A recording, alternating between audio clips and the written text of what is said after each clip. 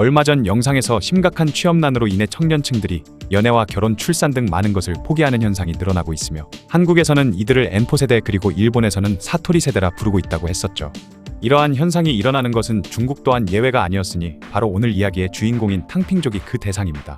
탕핑은 중국의 신조어이며 뜻은 누울 땅에 평평할 평으로 직설적으로 말하면 베제라족이라는 뜻을 갖고 있죠. 중국의 20대와 30대의 가난한 도시 청년들이 가난을 벗어날 희망이 없어지자 스스로 자신의 삶을 포기하고 경제활동에 참여하기를 거부하며 무기력하게 지내기 시작했는데 이들을 탕핑족이라고 부르게 된 것인데요. 2021년 5월 말 중화인민공화국의 인구 통계가 발표되었는데 출생아 수가 1200만 명이라는 역대 최저치를 기록하자 저출산을 염려한 중국 정부는 계획 생육 정책을 폐지한 지 5년 만에 가구당 3명의 자녀까지 출산을 허용하면서 또다시 입장을 바꿨고 그 소식을 들은 중국의 청년층은 화를 내기 시작했습니다.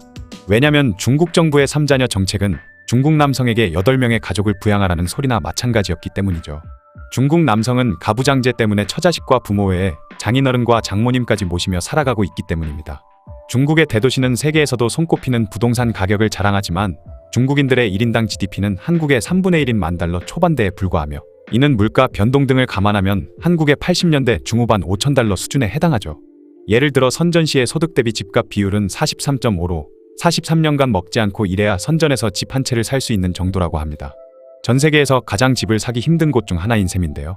그런데 중국의 수도인 베이징도 이 지수가 무려 41.7에 달한다고 합니다. 연봉을 꼬박 모아서 내 집을 마련하는 시간이 뉴욕에서는 10년이 걸린다면 서울에서는 29년, 베이징은 40년 정도가 걸린다고 하죠. 또한 미중 무역전쟁으로 미국과의 관계가 틀어지면서 미국에서 중국의 경제 제재를 가하기 시작하자 중국의 경제 성장률 또한 하락하면서 취업이 더욱 어려워지고 있으며 만약 일자리를 얻었다 해도 996 문화라는 주 6일 동안 아침 9시에서 출근해 밤 9시에 퇴근하는 그야말로 살인적인 중노동에 시달리는 근무 환경이 존재하고 있어 이로 인한 과로사와 정신질환 자살이 증가하고 있는 상황입니다. 이런 혹독한 노동 환경은 중국이라는 국가의 눈부신 경제 성장에는 도움이 됐겠지만 노동을 착취당하는 당사자인 중국 청년층 입장에서는 996이 일종의 노동자 탄압으로밖에 보이지 않았겠죠. 알리바바 그룹의 회장인 마윈도 과거 중국의 청년들에게 996 문화를 권유하다가 인민을 착취하는 자본가들이나 하는 소리라며 욕을 잔뜩 얻어먹었다고 합니다. 웨이보 등에서 젊은 누리꾼들은 40여 년 전 중국의 도시화가 막 시작했을 때만 해도 수많은 청년이 농촌에서 도시로 올라가 일을 해서 집을 사는 등 계층 이동이 가능했으며 당시 도시에 유입된 청년들은 노점상을 하더라도 빠른 시간 안에 부를 쌓으면서 부모 세대보다 더 높은 사회적 지위를 얻을 수 있었지만 지금은 그런 것이 거의 불가능하다며 한탄하는 글을 올린다고 하는데요. 결국 이런 생각에 동조하는 사람들이 점점 늘어나게 되면서 중국의 청년층을 중심으로 아무것도 안 하고 지내겠다는 일종의 사회 불복종 운동인 탕핑 문화가 SNS 등을 통해 널리 퍼져나가기 시작했습니다. 이들은 이제 가족을 부양하거나 집을 사거나 신분 상승을 위해 노력하기보다는 그냥 자기 혼자 먹고 살 수 있을 정도의 돈만 벌면서 소비와 취미생활마저 줄인 마치 수도승과도 같은 삶을 사는 게 낫다고 생각하죠. 이런 점은 얼마 전 소개했던 일본의 사토리 세대와 비슷하네요. 중국의 한 20대 청년은 자신이 2년간 안정적인 직장도 없는 상태에서 매달 200위안으로 생활할 수 있었던 비법을 공개하며 많은 사람들의 눈길을 끌었다고 합니다. 그는 하루 종일 집에서 매일 두 끼만 먹고 비싼 장비 없이 근처의 개천에서 즐기는 낚시나 산책 등 돈이 안 드는 여가 활동만을 했다고 하죠. 그리고 돈이 떨어지면 저장성의 영화 촬영소에 가서 엑스트라로 한번 출연한 뒤 그 돈으로 또 몇 달간 같은 방식으로 살고 있다고 합니다.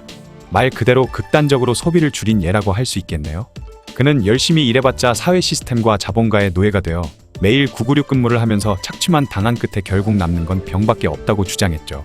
사실 중국에서만 이런 현상이 나타나고 있는 것은 아니며 빈부격차가 매우 큰 개발도상국, 그리고 노동소득이 금융소득을 도저히 따라잡지 못하는 국가 등에서는 매우 흔하게 나타나는 현상이라고 합니다.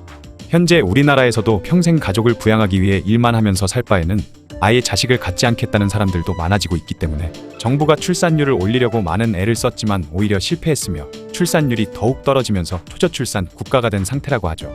이들 탕핑족은 중국 공산당 입장에서는 매우 골치가 아픈 존재지만 그렇다고 섣불리 그들에게 손을 쓰기도 힘들다고 하는데요. 왜냐하면 탕핑은 당을 위해 죽어라 일하자는 사상을 거부하기는 하지만 특별히 문제될 행동을 하지는 않고 있기 때문에 말하자면 법의 허점을 이용한 합법적 불복종 운동을 하고 있는 셈이죠. 때문에 중국 정부로서는 이들을 처벌할 명분도 없고 실질적으로 처벌할 기준이나 방법 또한 없다고 합니다. 게다가 이들이 만약 조직화된 체계라도 갖추고 있다면 없는 이유를 붙여서라도 강제로 박살낼 수라도 있겠지만 탕핑은 이런 조직화된 체계가 있는 것도 아니죠. 중국 정부는 국가의 정책에 적극적으로 반대하는 행동인 시위나 폭동 등은 쉽게 탄압이 가능하지만 탕핑은 정반대로 아무 행동도 하지 않겠다라는 완전히 새로운 개념이기 때문에 중국 정부도 쉽게 이에 대한 대책을 내놓지 못하고 있다고 합니다. 이들이 중국 공산당 입장에서는 큰 골칫거리이자 부담인 것이, 공산당 입장에서는 자신들의 기득권을 포기하지 않으면서 이들을 달랠 방법을 찾기가 매우 어렵다는 것인데요. 탕핑족이 탄생하게 된 계기는 바로 잘 사는 놈들만 계속 잘 먹고 잘 사는 부조리한 시스템 때문인데, 이 불균형한 시스템을 개혁하기 위해서 자신들이 가진 것을 나눠준다면 탕핑족 문제는 해결할 수 있겠지만 반대로 자신들이 가진 돈은 줄어들게 되겠죠. 그들이 권력을 잡을 수 있게 해주는 가장 큰 이유가 바로 돈인데, 그 돈을 포기한다는 것은 자신들의 권력을 포기하는 것과 같아집니다.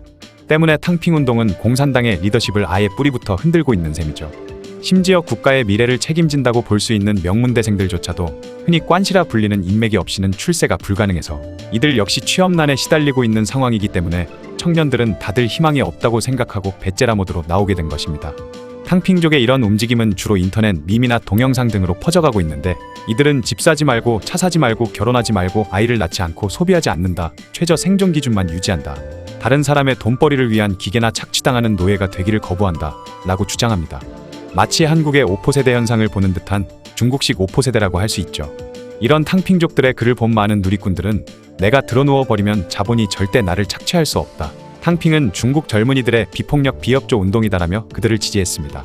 이런 탕핑 운동은 처음에는 주로 가난한 서민이나 다른 사람들과 떨어져 지내는 아웃사이더 위주로 시작되었지만 이제는 사회적으로 어느 정도 성공한 중산층으로까지 번지고 있다고 하죠. 중국 경제의 성장 속도가 느려지면서 사업적 전망이 불투명해지자 기업이나 공공기관의 중간 간부직이나 가게를 운영하고 있는 사장들, 그리고 인기 유튜버 등 사회적으로 어느 정도 성공하고 경제적으로도 자유로운 30, 40대 사회 지도층이 더 이상의 큰 성공이나 재산을 늘리는 것을 바라지 않고 그저 지금의 상태를 유지하는 데 집중하고 있는 것인데요. 이들은 그 대신 오랜 기간 여행을 떠나거나 여가 활동을 하고 자신의 취미생활이나 학문에 집중하는 등 사실상 사회적인 태업을 하고 있는 상태라고 합니다. 그 중에서도 일부는 새로운 일자리를 만들 수 있는 사업을 접어버린 채 그 자본을 가지고 개인 투자자로 돌아서는 경우도 있다고 하죠. 탕핑과 비슷한 개념으로 2022년부터 중국에서 화제가 되고 있는 것이 바로 바이란이라고 불리는 냉소적인 태도입니다. 사회가 폭삭 망하도록 그냥 내버려두라는 의미인데요. 바이란은 한마디로 모든 것을 스스로 포기한 채 그냥 망해버리겠다는 심정을 표현하는 단어이며, 기존의 탕핑보다도 더 절망적인 상황으로 변했음을 표현한다고 볼 수 있죠. 특히 2020년부터 대규모 전염병이 퍼지기 시작하면서 상하이와 베이징 등 중국의 대도시들이 장기 봉쇄되었고, 덕분에 경제가 끝없이 추락한 끝에 점차 중국 사회의 빈부격차나 청년 실업 등이 심해진 데다 그 문제를 해결해야 할 중국 공산당은 무능한 모습만을 보여주거나 자신들의 이익을 채우기 위해 부정부패만을 저지르는 등 더 이상 꿈도 희망도 없는 절망적인 상황이 계속됐습니다.